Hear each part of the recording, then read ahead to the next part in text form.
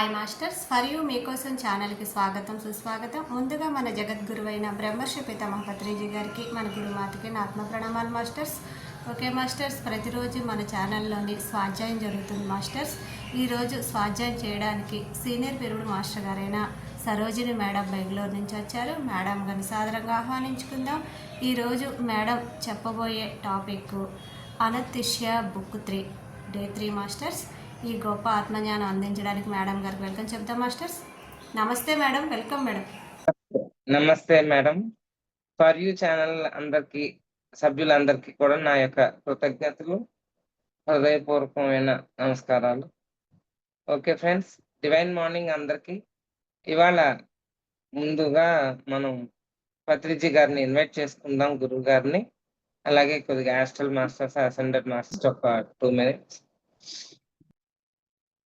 ముందుగా బ్రహ్మర్షి పితామహ సుభాష్ పత్రిజీ గారి యొక్క సోల్ స్టార్ చక్ర ఇన్వైట్ చేసుకుంటూ, శ్రీచార్య మాస్టర్ గారి యొక్క సోల్ స్టార్ చక్ర, జ్వాలాకుల్ మహర్షి గారి యొక్క సోల్ స్టార్ చక్ర, భూమాత యొక్క సోల్ స్టార్ చక్ర, the great Himalayan master Aadhaar Babaji గారి యొక్క సోల్ స్టార్ చక్ర, అలాగే పరమశివుడు గారి యొక్క సోల్ స్టార్ చక్ర, వీళ్ళందరి యొక్క సోల్ స్టార్ చక్ర మన అందరి యొక్క ఈ మీటింగ్ లో ఉన్న మన అందరి యొక్క సోల్ స్టార్ చక్రాతో అనుసంధానమై ఈ శరీరంలో 12 భాగాలకు 7 చక్రాలకు 2,72,000 నాడీ మండలం సిస్టమ్ కి వచ్చి చేరుతూ ఉండాలి. తద్వారా ఈ ఆత్మ విశ్వ కళ్యాణానికి, సమాజ శ్రేయస్కి ఉపయోగపడే ఆత్మగా తయారవ్వాలని కోరుకుంటూ ఈ సెషన్ ని స్టార్ట్ చేస్తున్నాం friends. Thank you. Okay friends, masters అందరికి ఇన్వైట్ చేసుకుని థ్యాంక్స్ చెప్తున్నాం. ఇవాళ ఇక మీ చేతుల్లో మీ జీవితం, లూయిస్ హెల్యే గారి యొక్క రచించిన పుస్తకాన్ని మనం స్వాధ్యాయం చేసుకుంటున్నాము. ఆవిడ ఎంత అద్భుతంగా మనకి ఈ సమయాన్ని మాస్టర్స్ డిజైన్ చేసింది మై డియర్ ఫ్రెండ్స్. ఇదంతా నేనేదో తెలుసు మీకు చెప్పడం కాదు, మీరు వినడం కాదు. ఇది ఈ సమయానికి ఇది అవసరం అందరికి. ఎంత ఈ ట్రాన్సిషన్ పీరియడ్, ట్రాన్స్ఫర్మేషన్ జరుగుతుంది. ఇప్పుడు 3rd డైమెన్షన్ నుంచి 5th డైమెన్షన్ కి ఎర్త్ వెళ్ళిపోయింది. మనం వెళ్ళాల. ఎవరంటే ప్రజలు, ఎవరైతే భూమి మీద నివసిస్తున్నామో మనం అందరి యొక్క చైతన్యం కలిస్తేనే భూమి అన్నమాట. భూమి అసెండ్ అయిపోవడానికి సిద్ధం అయిపోయింది. మనం అనుకుంటున్నాం మనసులో అయిపోవాలి, చెందేయాలి, అన్ని తెలుసుకోవాలి. కానీ మార్పు చెందడానికి ఇష్టపడట్లేదు మనమే. ఎందుకంటే పాతది అలవాటు అయిపోయింది బాగా. దాన్ని వదిలి ఒక అడుగు పైకి వెళ్ళాలంటే భయం. ఆ భయాన్ని, ఈ రకరకాల అనుమానాలు, వీటిని అన్నిటినీ గో త్రూ చేయాలి. దాన్ని దాటుకొని బయటికి రావాలి. అప్పుడు గాని మనం ఈ బుక్ చదవటం, వినడం సులువుగా ఉంటుంది. కానీ దీని విలువ, ఇది ఆచరించినప్పుడే దీని యొక్క అర్థం తెలుస్తుంది. ఇప్పుడు భూమి మీద అవసరమైన లక్షణాలు ఇవన్నీ కూడా. మనలో ఏదైతే సరికాని ఉన్నాయో అది వదిలిపెడితే కానీ నువ్వు 5th డైమెన్షన్ లోకి మీరు వెళ్ళలేరు. అది ఖచ్చితంగా నేను చెప్పగలను.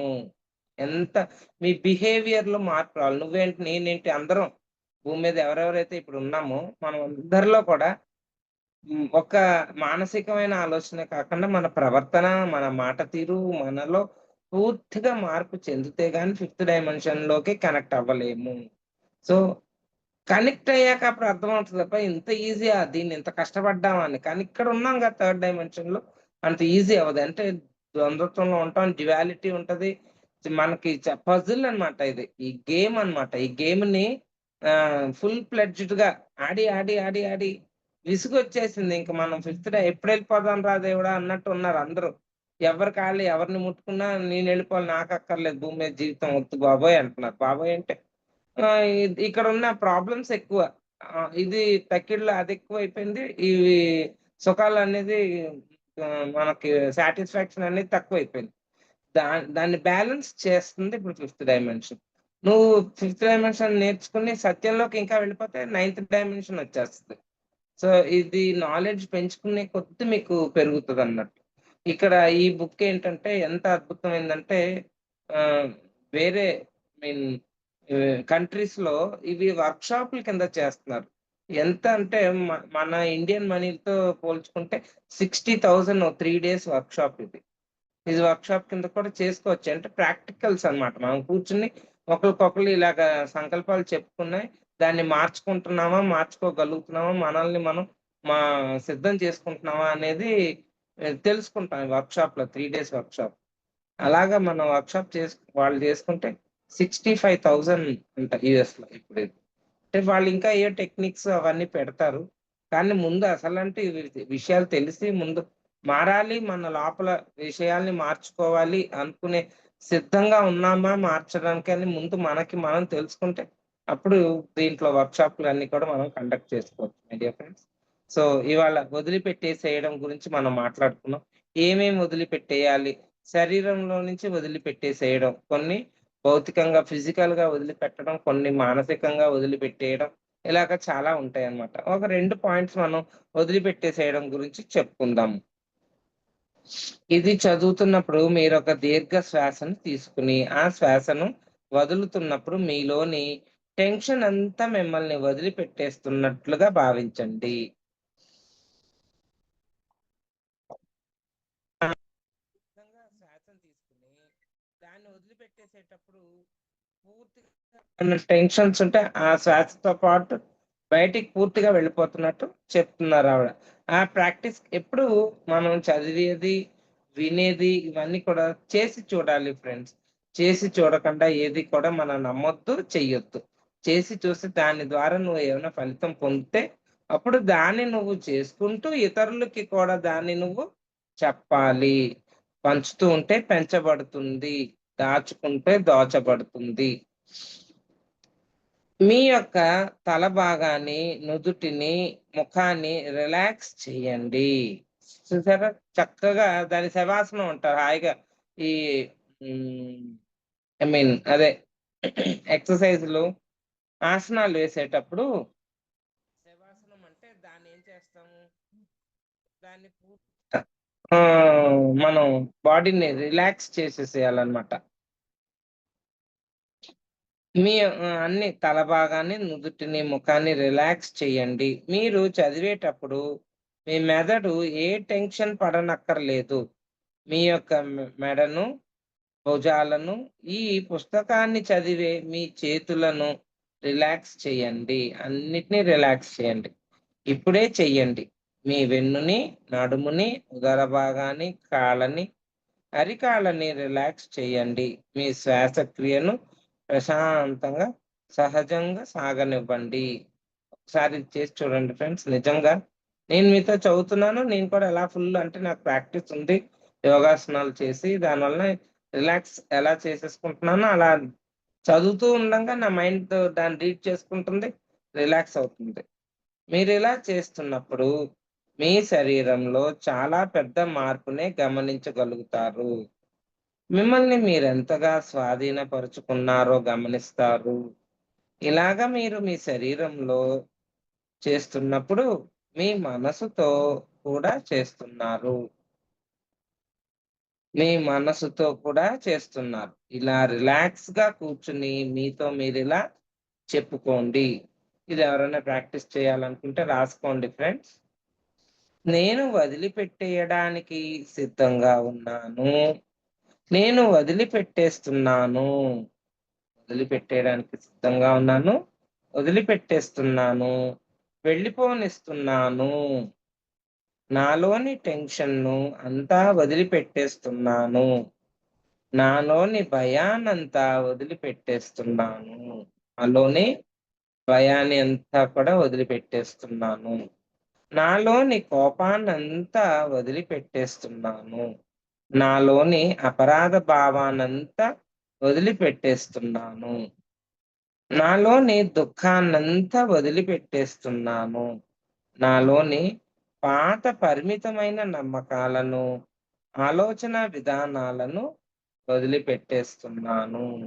ఈ వదిలిపెట్టేటప్పుడు మన బాడీలో ఉన్న పార్ట్స్ అన్నిటిని కూడా రిలాక్స్ చేసినప్పుడు ఖచ్చితంగా ఏదైతే రిలీజ్ చేస్తున్నామో వద్దనుకునేవన్నీ రిలీజ్ అవుతాయి మీరు. మనం టెన్షన్‌గా అన్ని పార్ట్స్ అన్ని బిగించుకుంటాం. టెన్షన్ ఉన్నప్పుడు. అప్పుడు అవి బయటికి వెళ్ళవు. వదిలేస్తున్నాను. పంపించేస్తున్నాను. నాకు ఈ టెన్షన్ వద్దు అని తలకాయ పట్టుకొని కూర్చుంటాం అలాగొద్దు. హాయిగా రిలాక్స్‌డ్‌గా మొత్తం బాడీ అంతా కూడా రిలాక్స్ చేసేసుకోవాలి. అప్పుడు ఈ మాటలు అనుకోవాలి. వీటన్నిటిని నాలోంచి వెళ్ళిపోనిస్తున్నాను. నాలో చాలా శాంతి నెలకొని ఉంది. నాలో చాలా శాంతి నెలకొని ఉంది. నాతో నేను చాలా ప్రశాంతంగా ఉన్నాను. నిజంగా ఫ్రెండ్స్. చూడండి మీరన్నీ వదిలేసారు. ట్రై చేయండి ప్రాక్టికల్స్. ఇలా కూర్చునుండంగానే ఒకటి చేసేయమంటాను చక్కగా. నేను సురక్షితంగా ఉన్నాను. ఇవి దైవిక వాక్యాలు. రోజు ఇది కాసేపు ఇప్పుడు మనం ప్రొద్దుట లెగిసిన గానించి భర్తకి, పిల్లలకి, ఇంటిల్లిపాదికి లేపోతే బయట వాళ్ళకి, పక్కింటి వాళ్ళకి అందరిని సాటిస్ఫై చేయడం కోసం తెగ తిరిగేస్తూ, తెగ పనులు చేసేసుకుంటూ ఉంటాం. మన కోసం మనం సమయాన్ని కేటాయించుకోం. మనం బాగుంటే అందరూ బాగుంటారు. ఇదేమి స్వార్థం కాదు. ముందు మనం బాగున్నాం అనుకోండి, మనం హాయిగా, హ్యాపీగా ఉన్నప్పుడు ఇంకోళ్ళకి కూడా ఆ హ్యాపీనెస్‌ని పంచుతాము. అందరికి చేసి పెడతాము, హెల్ప్ చేస్తాము. అటు మానసికంగా అయినా సరే, ఇటు భౌతికంగా అయినా సరే, ముందు మనం కరెక్ట్‌గా హెల్తీగా ఉన్నామనుకోండి, అందరికీ కూడా చేయడానికి సిద్ధంగా ఉంటాం. పై విధంగా 2, 3 సార్లు అనుకోండి. అలాగే వదిలిపెట్టేయడం చాలా సులభమని భావించండి. నాకిప్పుడు అర్థమవుతుంది. ఈ బుక్ 1, 2, 3, 10 సార్లు కూడా సరిపోదు. రోజు ఒక దేవుడి పుస్తకాలు చదివేదానికన్నా ఇవి చదవండి మై డియర్ ఫ్రెండ్స్. అంటే దేవుని పుస్తకాలు తప్పంట్లా. వేరే సమయం కాస్త సమయాన్ని కేటాయించుకుని నీ బాగోగుల కోసం, నువ్వు బాగుండాలని చెప్పి ఈ బుక్స్ చదవండి. ఇటువంటియన్నీ. మన గురువుగారు మనకి ఆధ్యాత్మిక అంటే ఆత్మ గురించి ఆత్మ యొక్క ఎదుగుదలకి ఏ పుస్తకాలు అవసరమో అవి చెప్పారు. అందులో ఇదొక బుక్ అన్నమాట. సో, ఇది మీరు 2, 3 సార్లైనా ప్రాక్టీస్ చేయాలి. ఇప్పుడు నేను చెప్పినయన్నీ. మీ ఆలోచనలతో మీరు చాలా ఇబ్బంది పడుతున్నప్పుడు ఇలా పదే పదే చెప్పుకోండి. ఈ చిన్న సాధనను మీరు రోజూ చేస్తూ మీ దైనందిన జీవనంలో భాగంగా చేసుకోండి. ఎప్పుడైతే మీరు ప్రశాంత స్థితిలో ఉంటారో అప్పుడే దైవీక వాక్యాలు ఉచ్చరించుకోవడం సాధ్యమవుతుంది. అప్పుడే మీరు మార్పును ఆహ్వానించడానికి మీ హృదయాలను తెరిచి ఉంచుతారు. ఇక్కడ మనసుతో పోరాడడము లేదా దానితో విసుగు చెందడము లాంటి వాటి అవసరం లేదు. రిలాక్స్డ్‌గా తగిన ఆలోచనలే చెయ్యండి. అవును. ఇది చాలా సులభం. ట్రై చేయండి ఫ్రెండ్స్. ఇది ప్రాక్టీస్ చేయండి. ఇలా అనుకోవడం చాలా రిలాక్స్డ్‌గా ఉండి అన్నిటిని వదిలిపెట్టేస్తున్నాను. టెన్షన్‌ని రిలీజ్ చేసేస్తున్నాను. కాసేపు మీకోసం అప్పుడేమవుతుందంటే మొత్తం క్లియర్ ఇప్పుడు పేజీలో పుస్తకాల్లో అన్నీ రాసాను. నోట్స్ రాస్తాము. ఆ! రాసిన నోట్స్ మీద మళ్ళా రాసామనుకోండి ఏమన్నా అర్థం అవుతదా? ఏమీ అర్థం కాదు. నోట్స్ ఎప్పుడు రాయాలి? ఖాళీ పేజీలో, ఖాళీ పుస్తకం, కొత్త పుస్తకం. ఖాళీగా ఉన్న దాంట్లో రాయాలి. ఇప్పుడు కంప్యూటర్స్ వచ్చేసాయి. నోట్‌బుక్ కాలం పోయింది. కానీ అర్థం అవ్వడం కోసం నోట్‌బుక్స్ అని చెప్తున్నా. కంప్యూటర్ ఏం చేయాలి?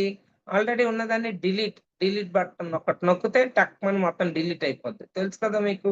డిలీట్ గురించి నేనేం చెప్పక్కర్లేదు. అలాగే ఏదైతే మీ మస్తిష్కంలో ఆల్రెడీ ఒక స్టోరేజ్ పెట్టుకొని ఉంటాం. పాత నాలెడ్జ్.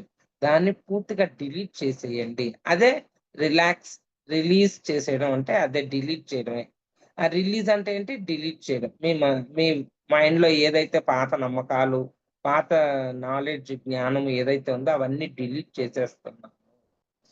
రిలాక్స్ అయిపోతున్నాను. ఫుల్ రిలీజ్ చేసేసి మనం దానికి చేసినట్టు అంటే మన దాని మీద ఉన్న ఇంట్రెస్ట్ మనకా వద్దు. ఆ సబ్జెక్ట్ వద్దు. నాకిది నమ్మకం లేదు. నమ్మకం నమ్మేసాను.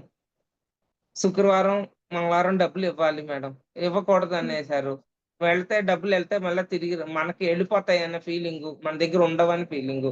డబ్బులు కావాలి. ఇప్పుడు నేను దాన్ని రిలీజ్ చేయాలి ఆ నమ్మకాన్ని. అది ఎలా రిలీజ్ చేయాలి?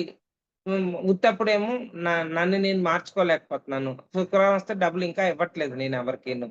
ఇప్పుడేం చేయాలి? ఇప్పుడు ఈ రిలీజ్ ప్రాక్టీస్ చేయండి. నేను ఆ నమ్మకాన్ని నాలో నుంచి తీసేస్తున్నాను. పూర్తిగా రిలాక్స్ అయ్యి పంపించేస్తూ ఉంటే ఒకానొక రోజు శుక్రవారం వస్తది. అప్పుడేమవుతదంటే కొంచెం లోపలిదేమని చెప్తాను. ఇచ్చి చూడు ఏం జరుగుద్దో. ఇవ్వు ఏం కాదు ఇవ్వు. దాని యొక్క మూలాన్ని నేనిప్పుడు అదే చెప్పబోతున్నా. ఇక్కడ ఒక నమ్మకం పెట్టేసుకున్నాం కదా! శుక్రవారం ఇస్తే రావు, డబ్బులు పోతాయని. కానీ దాని మూలాన్ని అర్థం చేసుకోవాలి. శుక్రవారం ఎవరు పెట్టారు? సోమవారం, మంగళవారం, బుధవారం అన్నీ మనం పెట్టుకున్నవే. రోజులు 365 రోజులు మనం ఏర్పాటు చేసుకున్నవే.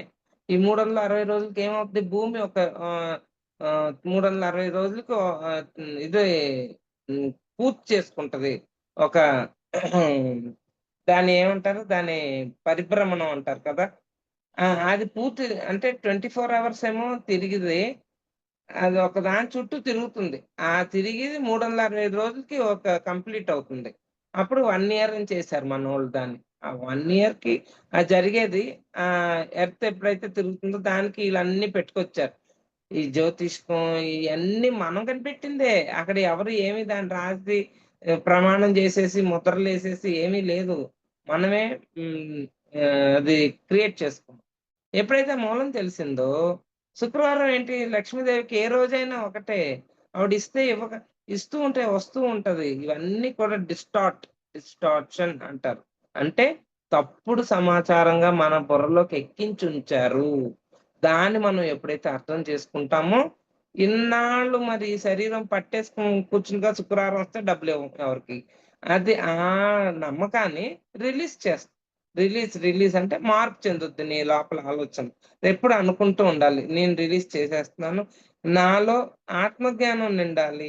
ఈ అవసరం లేని సరికాని ఆలోచనలు నా నుండి బయటికి వెళ్ళిపోవాలి. రిలీజ్ చేసేటప్పుడు ఇయి కూడా అనుకోవచ్చు. ఎంత నువ్వు రిలీజ్ చేసేస్తావో కొత్త పుస్తకం తయారవుద్ది. బ్రెయిన్‌లో కొత్త పేజెస్ ఒస్తాయి. దాంట్లో అప్పుడు ఇటువంటి నాలెడ్జ్ ఉన్న బుక్స్‌ని చదివి దీంట్లో ఉన్నట్లిని నింపుకోవాలి. నింపుకున్నాం అనుకోండి అప్పుడు బుక్‌లో కొత్త నాలెడ్జ్ ఒస్తది. శుక్రవారం కాదు ఇది అన్ని రోజులు మనయే. ఎన్ని రోజులు మనం ఏర్పాటు చేసుకున్నాం.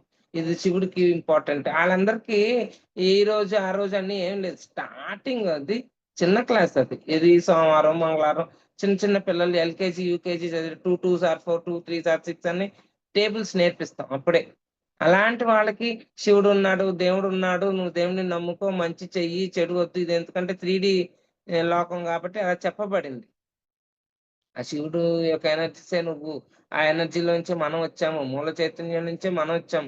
మూలాన్ని మీరు అర్థం చేసుకుంటే, ఎక్కడ ఎవరు విడివిడిగా లేరు. అంతా కనెక్టెడ్ అయ్యి ఉన్నాము. కానీ చూడ్డానికి ఇదంతా ఒక పెద్ద మాయా ప్రపంచం. ఇదెప్పుడు తెలుస్తది?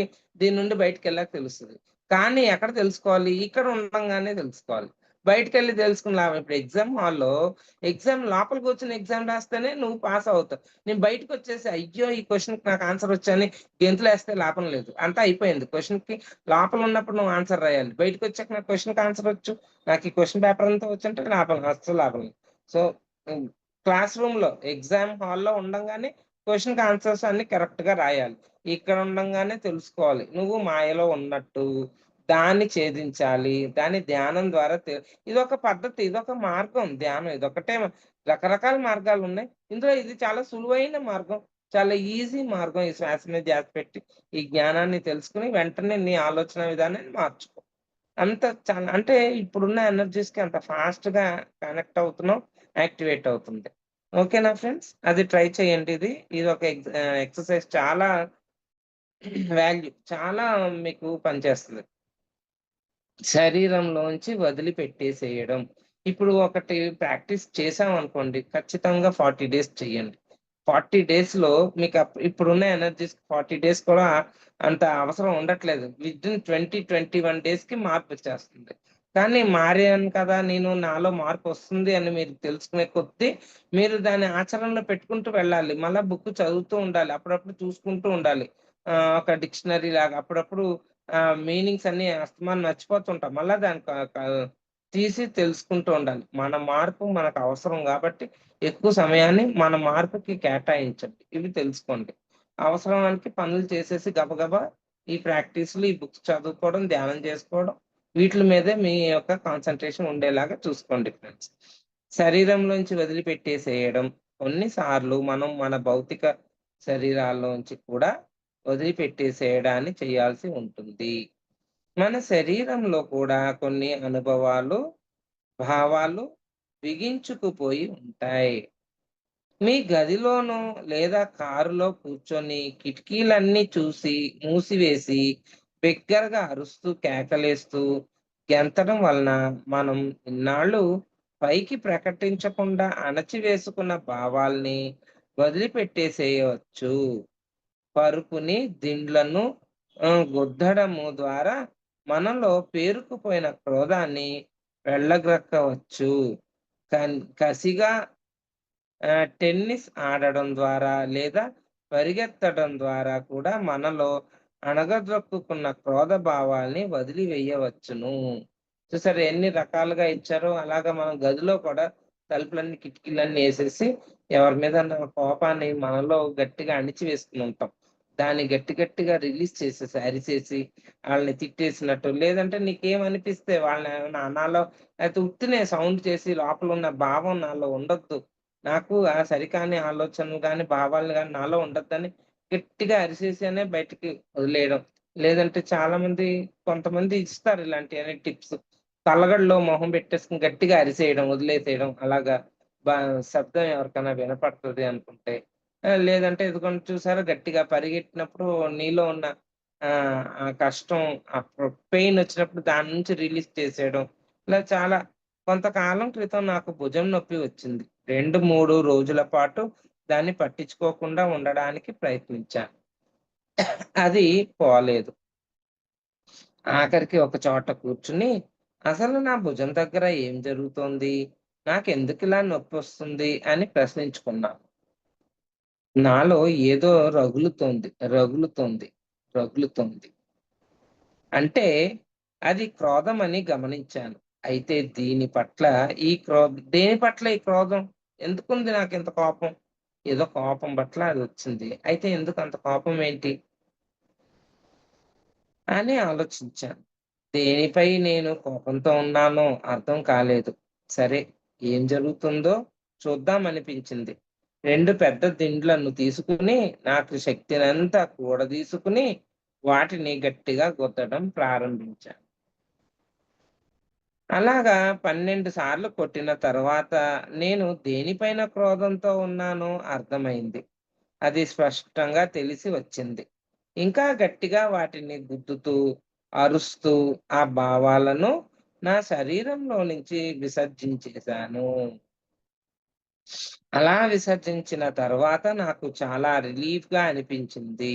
ఆ తర్వాత రోజుకు నా భుజము నొప్పి ఆ తర్వాత రోజుకు భుజం నొప్పి తగ్గిపోయిందంట ఆవిడకి. నయమైపోయింది. అట్లే మనం ఎలా అంటే మనలో ఉన్న భావావేశాల్ని బయటికి రిలీజ్ చేసేయడం అంటే ఏదో ఒక దారి దొరుకుని వెతుక్కుంటాం. అందులో ఈవిడే ఎగ్జాంపుల్స్ ఇచ్చింది. చక్కగా ఇంట్లో తలగడని గుద్దుతూ ఎందుకు కోపం వస్తుందో తెలియట్లేదంట. అది గుద్ది గుద్ది ఒక 12, 15 సార్లు గుద్దాక ఆవిడకి అర్థమైందట దేనికి ఆ కోపం వచ్చిందో. అప్పుడు ఇంకా గట్టిగా అరిసేసి, ఇంకా గట్టిగా గుద్దేసి మొత్తం ఆవిడలో ఉన్న భావావేశాల్ని బయటికి పంపించేసింది. ఆ పంపడమే రిలీజ్ చేయడం అనేది. అది చేసేసాక ఆవిడకి పూర్తిగా రిలాక్స్ అయిపోయింది. చక్కగా ఆ భుజం నొప్పి కూడా తగ్గిపోయింది. అర్థమైందా ఫ్రెండ్స్? మనం కూడా మనలో అనారోగ్యాలు అంటావు. అవన్నీ మనతో మాట్లాడి, "అమ్మ తల్లి నువ్వు చాలా కోపంతో ఉన్నావమ్మా. ముందు అర్జెంట్‌గా నీలో ఉన్న కోపాన్ని బయటికి రిలీజ్ చెయ్యి." దేనికి కోపం? అదంతా ఆత్మజ్ఞానం ఉందనుకోండి, ఆ కోపాన్ని చక్కగా రిలీజ్ చేసేసుకోవచ్చు. ఎందుకొచ్చింది కోపం? ఏదో ఉంటది దానికి బ్యాక్‌గ్రౌండ్ ఉండకుండా ఉండదు. ఏమీ లేకుండా మటుకు కోపాలు రావు. కోపం ఉంది. మనం అనుకున్నట్టు జరగలేదు జీవితం. దానికి వ్యతిరేకంగా జరిగేసింది. ఇప్పుడు నేను దాన్ని యాక్సెప్ట్ చేయాలంటే దాని మూలాన్ని అర్థం చేసుకోవాలి. అందరిని అర్థం చేసుకోవాలి. సిట్యుయేషన్‌ని అర్థం చేసుకోవాలి. వ్యక్తుల్ని అర్థం చేసుకోవాలి. ఇవన్నీ చేసుకొని అన్నీ రిలీజ్ చేసేసుకుంటే అప్పుడు మన శరీరంలో ఉన్న నొప్పులన్నీ నయమైపోతాయి. గతము మిమ్మల్ని వెనక్కు లాగుతూ ఉంటుంది. ఎంతోమంది నా దగ్గరకొచ్చేవారు ఎప్పుడో గతంలో ఏదో జరిగిందని, అందుకు ఈరోజు ఆనందంగా ఉండలేమని చెప్తుంటారు. గతం ఎప్పుడూ మనల్ని వెనక్కు లాగుతూనే ఉంటుంది.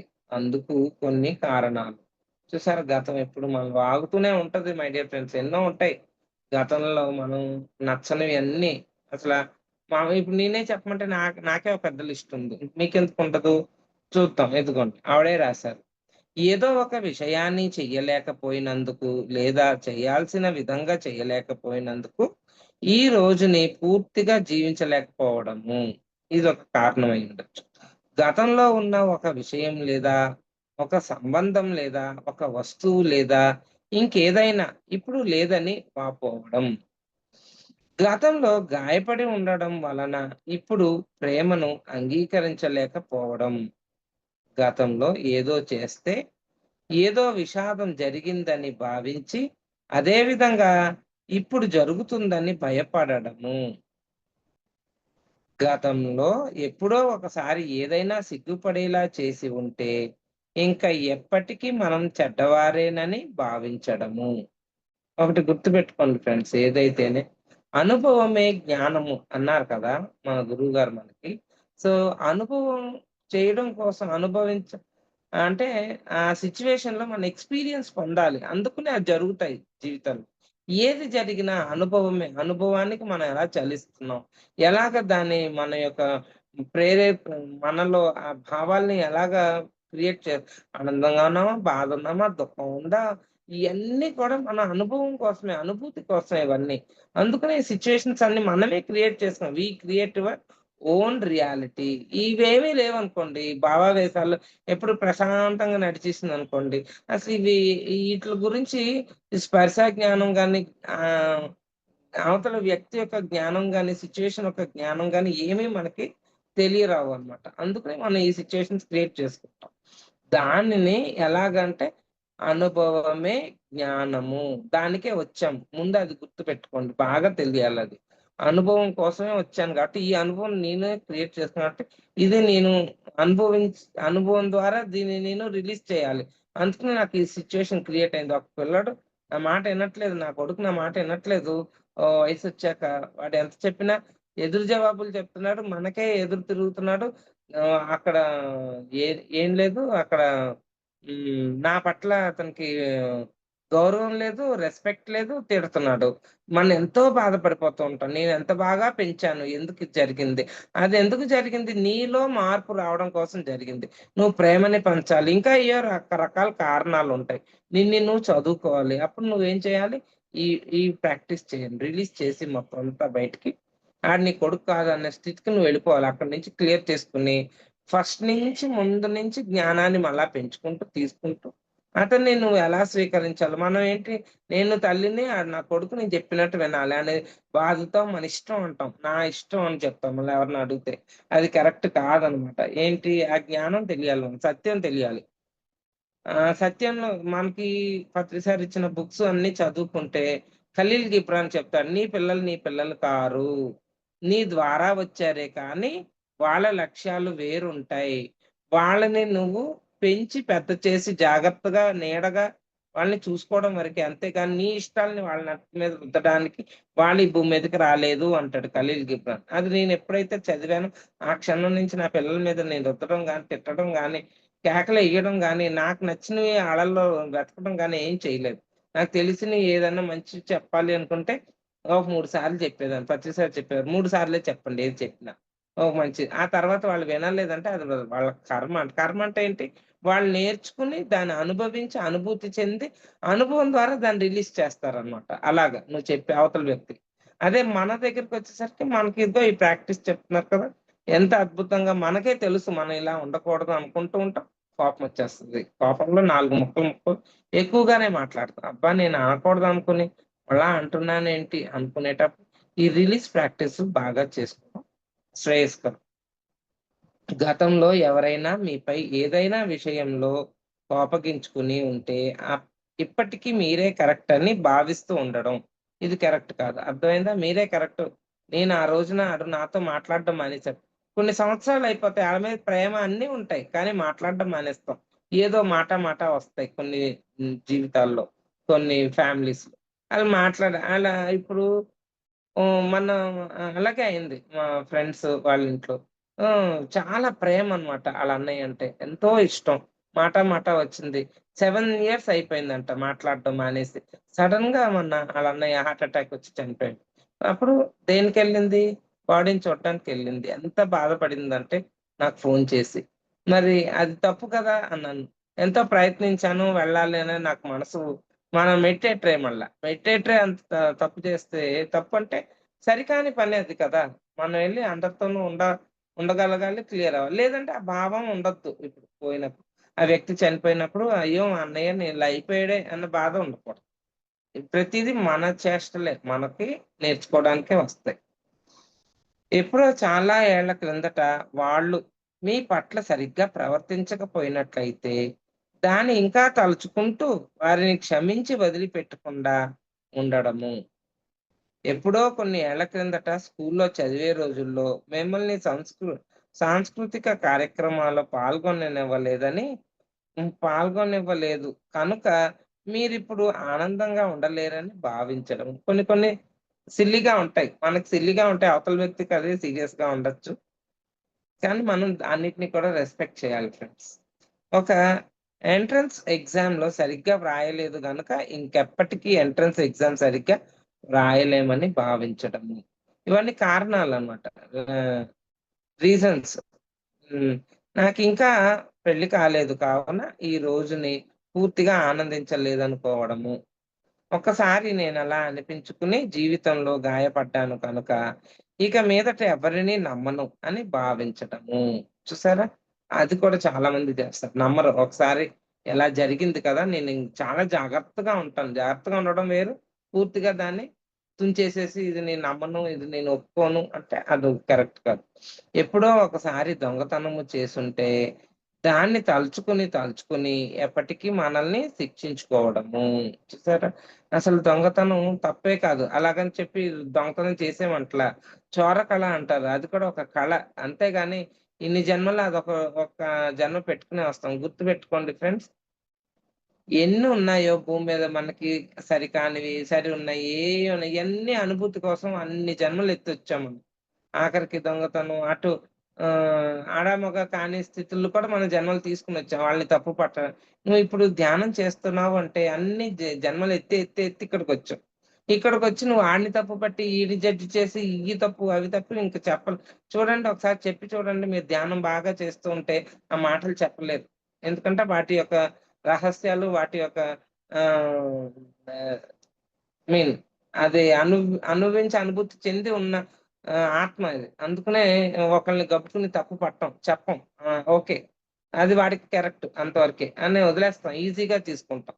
బాగా ధ్యానం చేసిన వాళ్ళు అది చేయలేరన్నమాట. జడ్జ్ చేయలేరు, కామెంట్ చేయలేరు. అది కరెక్ట్. అదే సత్యం. అందుకనే మనం అవన్నీ తెలుసుకోవాలి. నేను పేద కుటుంబంలో పుట్టాను కనుక ఇంకెప్పటికి పైకి రాలేను అని అనుకోవడం. ఇవన్నీ రీజన్స్ అన్నమాట. ఇవన్నీ ఏంటంటే మన శరీరంలో నుంచి మనం బయటికి వదిలేయాలి. గతము మిమ్మల్ని వెనక్కి లాగుతూ ఉంటుంది. ఈ గతాన్ని కూడా వదిలిపెట్టడం తెలుసుకోవాలి. ఇవన్నీ గతం అన్నమాట. జరిగిపోయిన విషయాల్ని పట్టుకుని మనం లాక్కుంటూ ఉంటాం. మనం ఇలాగ గతాన్ని పోతున్నామని మనము తెలుసుకోలేకపోతున్నాము. ఏదేమైనా గతం ఎంత ఘోరంగా ఉన్నా అది కేవలము మనల్ని బాధిస్తుంది. వాళ్ళు నిజంగా ఈ విషయాల్ని అసలు పట్టించుకోరు. సాధారణంగా వారు ఆ స్పృహలో కూడా ఉండరు. కానీ మనల్ని మనమే దుఃఖింపజేసుకుంటూ, ఈ వర్తమాన క్షణంలో పూర్తిగా ఇమడలేకపోతున్నాము. చూసారా వర్తమాన క్షణంలో ఏముంటుంది చెప్పండి ఫ్రెండ్స్? శక్తి అంతా వర్తమాన క్షణంలోనే ఉంటుంది. సో, ఆ శక్తిని కోల్పోతున్నాము. గతం ద్వారా ఏమవుతుందంటే భూతం లాంటిది. భూతం ఎంత డేంజర్ అలాగే భూతకాలంలో ప్రతీది కూడా భూతం లాంటిది. ఇది నేను ఈ బుక్ చదివాకే అనుకుంటా. ఈ బుక్ చదివాక ఈ బుక్ చదివినప్పుడు ఇంత క్లారిటీగా లేదు కానీ నేను అదే భూతం లాంటిది హ్మ్. న్యూటన్ డాక్టర్ గారు ఆయన క్లాసులయ్యాక యూనివర్సిటీలో అప్పుడు నేర్చుకున్నాను. ఇది భూతం లాంటిది, భవిష్యత్తు అయోమయం, వర్తమానం వరం లాంటిది. సో, వర్తమానంలో జీవించండి అని అంటారు. అది బుద్ధుడు చెప్పిన అదే చెప్పాడు. మాస్టర్స్ ఇవే చెప్తారు. So, past is history, future is mystery, present అంటే గిఫ్ట్స్. ప్రెజెంట్స్ అంటాం కదా! It's a present from him అంట. ప్రెజెంట్స్ అంటే గిఫ్ట్స్ అన్నమాట. సో, వర్తమానం అనేది బహుమానం. సో, వర్తమానంలో జీవించండి, వరాల్ని పొందండి అంటారు. అలాగే ఇక్కడ కూడా మనం గతాన్ని వదులుకోకపోతే వర్తమానం మన చేతుల్లో ఉండదు. వర్తమానంలో ముందు జీవిస్తే శక్తి అంతా ఇక్కడే ఉంటుంది. నువ్వు గతంలోకెళ్ళాలంటే శక్తి కుండకి చిల్లెట్టినట్టు అది వెళ్ళిపోతుంది. ఫ్యూచర్‌కెళ్ళినా అది కూడా కుండకి చిల్లెట్టినట్టు అది పోతుంది. అయోమయం ఏం జరుగుతుందో తెలీదు. దాని గురించి ఎందుకు ఆలోచిస్తావు? గతము వద్దు, ఫ్యూచర్ వద్దు. Just be with the present tense. అందుకనే బుక్ కూడా ఉంది. 'The power of now' Eckhart Tolle గారు రాసింది.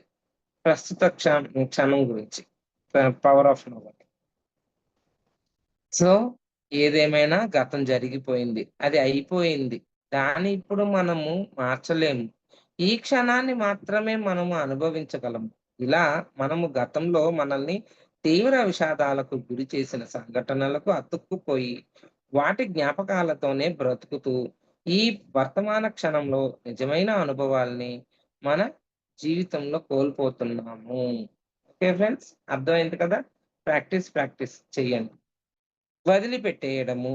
ఇప్పుడు మనము మన మనసులోని గతపు అనుభవాలను శుభ్రం చేసుకుందాం.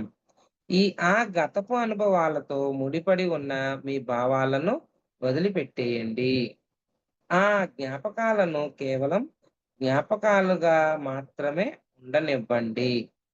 ఎప్పుడో కొన్ని ఏళ్ల క్రిందట మూడో క్లాసులో మీరే బట్టలు తొడుక్కున్నారోనని మీరిప్పుడు ఆలోచిస్తే సాధారణంగా ఆ జ్ఞాపకాలతో మీకు ఏ బంధము ఉండదు. అది కేవలం ఒక జ్ఞాపకం మాత్రమే. ఇదే దృక్పథంతో మన గతంలోని అన్ని సంఘటనలను చూడొచ్చు. ఇప్పుడు గతాన్ని వదిలిపెట్టేయడం వలన మన మనోశక్తిని ఈ వర్తమాన క్షణాన్ని పూర్తిగా ఆస్వాదించడానికి, మరి ఉజ్వలంగా మన భవిష్యత్తుని తీర్చిదిద్దుకోవడానికి ఉపయోగించుకోవచ్చు. మనం ఇప్పుడు వదిలిపెట్టేయదలుచుకున్న వాటినన్నిటినీ ఒక లిస్టుగా వ్రాద్దాము. ఇప్పుడు ఇలా వదిలిపెట్టేయాలని మీరు నిర్ణయించుకున్నప్పుడు మీలోని ప్రతిస్పందనలను, అంటే మీరు మీరు ఎలా ఫీల్ అవుతున్నారో మిమ్మల్ని మీరు అబ్జర్వ్ చేసుకుంటూ ఉండండి. ఆ లిస్టులోంచి గమనించుకోండి. మీరు వాటిని వదిలిపెట్టేయాలంటే ఏం చేయాలి? మీలోని నిరాకార ధోరణి ఏ స్థాయిలో ఉంది? క్షమాతత్వము. Next point. ఇందులో కొన్ని మెయిన్ పాయింట్స్ చదివేస్తే మీకు అర్థమవుతది. క్షమాతత్వం అంటే క్షమించుకోవడము. క్రోధాన్ని కరిగించేసుకోవడము. క్రోధం అంటే కోపము. మీలో క్షమాగుణం ఉండాలి. కోపం ఉండొద్దు. ప్రతీకారము గుణం అసలా ఉండొద్దు. క్షమించడం నేర్చుకోవాలి ఫ్రెండ్స్. ముందు మిమ్మల్ని మీరు, తర్వాత ఇతరుల్ని క్షమించేయడము. దాని వివరంగా ఉంది, కానీ ఇవి బుక్స్ చదివే కొద్దీ టైం ఎక్కువ తీసుకుంటుంది. దాని వలన బుక్ చదివి మీరు చక్కగా దాన్ని అధ్యయనం చేసుకునే పుస్తకాలు ఇవన్నీ. ఏదో అలా చదువుకుంటూ వెళ్ళిపోయే బుక్స్ కావు ఇవన్నీ. ఊహించుకోవడము. ఇదొక్క మీరు ప్రాక్టీస్ చేస్తానంటే దీని గురించి వినండి. ఇప్పుడు మనము ఎక్కాల్సిన తర్వాత మెట్టు క్షమాతత్వము. మనల్ని మనం క్షమించుకుని ఇతరుల్ని క్షమించి వేయడము వలన మనం గతాన్ని పూర్తిగా విసర్జించి వేయవచ్చు. ప్రతి దానికి సమాధానము క్షమాతత్వమే. మనము గతంలో ఎంతగా అయితే అతుక్కుపోయి ఉంటామో మనమంతగా క్షమించాల్సి ఉంటుంది. అలా క్షమించాల్సింది మనల్ని మనం లేదా ఇతరులను. ప్రస్తుత క్షణములో మనము స్వేచ్ఛగా జీవించలేకపోతున్నామంటే దానికి కారణము మనము గతాన్ని మోసుకుంటూ జీవిస్తున్నాము. ఇది బాధపడడమైనా కావచ్చు, నిరుత్సాహపడడమైనా కావచ్చు, భయపడటమన్నా కావచ్చు, అపరాధ భావంతో ఉండడమైనా కావచ్చు, నిందని మోస్తుండడమైనా కావచ్చు, క్రోధంతో ఉండడమైనా కావచ్చు, ప్రతీకారంతో రగులుతుండడమైనా కావచ్చు. వీటిలో ప్రతి ఒక్కటి క్షమాతత్వము లేకపోవడము వల్ల జనించినవే. సో చూసారా ఫ్రెండ్స్, మనలో కోపం ఉంది అంటే దేనో మనం క్షమించలేకపోతున్నాం. అందుకనే మనలో ఆ క్షమాతత్వం లేకపోవడం అన్నమాట. దానివల్ల మనకి అనారోగ్యాలు ఎక్కువ అవుతాయి. మనకు వాటిని వదిలిపెట్టేయడము ఇష్టము లేకపోవడము వల్లనే అవి ప్రస్తుత క్షణంలో మనలో ఇంకా ఉంటున్నాయి. అంటే దాన్ని రిలీజ్ చేయట్ల. బాగా రిలీజ్ చేసుకోవడం నేర్చుకోవాలి ముందు. ఏది సరికాని ఆలోచనలు, క్షమ క్షమించగలిగే గుణం. అంటే దేనైతే మనం పట్టుకుని జిడ్డులాగా పట్టుకుని ఉన్నామో గట్టిగా, ఇంకా దాన్ని వదలలేం. ఆ రోజు నా కొడుకు నన్ను ఇలా అనేసాడు. నా కోడలు నన్ను ఇలా అనేసింది, తిట్టేసింది, గౌరవించలేదు. పలానా రోజు నా ఇల్లు అమ్మేసుకున్నాను. ఆ రోజున నాకెవరు వచ్చి సహాయం చేయలేదు. అందరిని తప్పు పట్టేస్తాం ఒక్కొక్కళ్ళని కాకుండా. రకరకాలు ఉంటాయి. ఇంటికి కారణాలనేది చాలా ఉంటాయి. ఏ రకమైన స్వస్థతకైనా ప్రేమ సరైన సమాధానము. చూసారా? ప్రేమ. అది రావాలంటే ఎంతో ఈజీగా చెప్పేస్తాం. ప్రేమ, ప్రేమ, లవ్, లవ్ అనుకుంటూ. అంత ఈజీ కాదు ఆ వర్డ్. అది చెప్పడం వేరు. దాన్ని ఆచరించి దాని అనుభూతి చెందడం వేరు మై డియర్ ఫ్రెండ్స్. ఆ ప్రేమకు మార్గం క్షమించడమే. క్షమాతత్వము క్రోధాన్ని సైతం కరిగించి వేస్తుంది. ఈ క్షమాతత్వాన్ని చేరుకోవడానికి ఎన్నో మార్గాలున్నాయి. క్రోధాన్ని కరిగించేసుకోవడము నెక్స్ట్. ఈ క్షమాతత్వానికి ఎన్నో మార్గాల్లో క్షమించగలుగుతాం మనం. పూర్తిగా మనల్ని మనం మనం మన మీద కూడా కొన్ని కోపాలుంటాయి మనకి. నేనలా చేశాను, ఆ రోజు నేనిలా చేశాను, నేనలా చేయకుండా ఉండవలసింది, ఇలా ఉండేది కాదు నా జీవితం ఇవాల్టి రోజుని. లేతే మనల్ని మనం తప్పు పట్టుకుంటొచ్చి నేనెళ్ళి నలుగురిలో మాట్లాడలేను, నోట్లో మాటే రాదు, ఎందుకో నేనిలా పెరిగాను, నన్నలా పెంచారు. మన మీద చాలా మనకే మైనస్ పాయింట్లుంటాయి. అవన్నీ క్లియర్ అయిపోవాలి ముందు. బయటికి రావాలి. ఇది ఒక్క రోజులో అయ్యే పని కాదు. ఇప్పుడు మీరు ఈ బుక్కు ఎందుకో విశ్వమే ఇది కనెక్ట్ చేసినట్టుంది నాకు.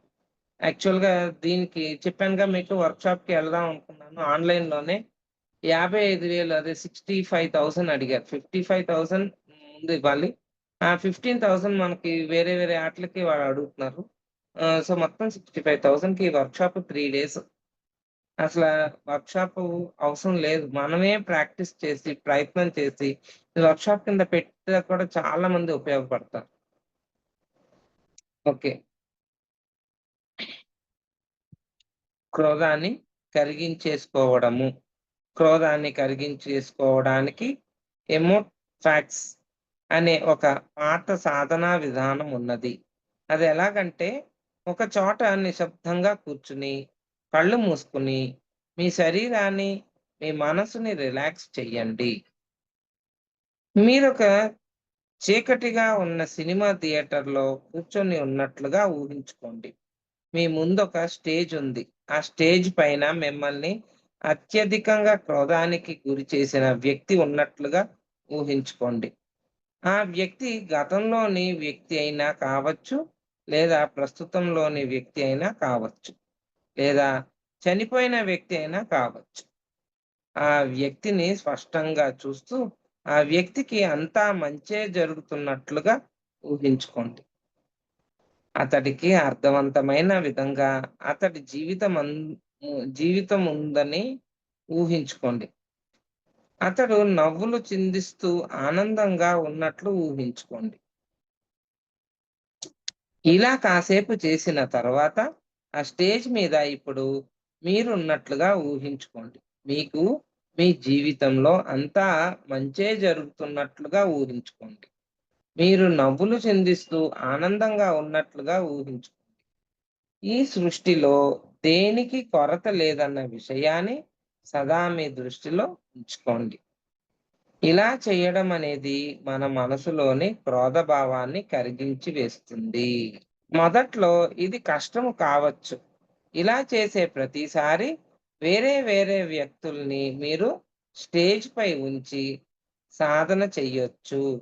ఇలా రోజుకొకసారి నెల రోజుల పాటు చెయ్యండి. మీ హృదయం తేలికైపోతుంది. Okay friends. ఇవాళ ఇక్కడితో స్టాప్ చేసుకుందాము. థ్యాంక్ యూ నాకు ఈ అవకాశం ఇచ్చిన మీకు, మీ ఫర్ యూ గ్రూప్ అందరికి కూడా thank you, thank you, thank you. మాస్టర్స్‌కి కూడా మనం కృతజ్ఞతలు చెప్పుకుందాం friends. Thank you, thank you, thank you. Thank you madam. Thank you madam. Thank you so much madam. For you మీకోసం మన ఛానల్‌కి వచ్చి ఎంతో గొప్ప ఆత్మజ్ఞానం అందించారు మేడం. Thank you madam.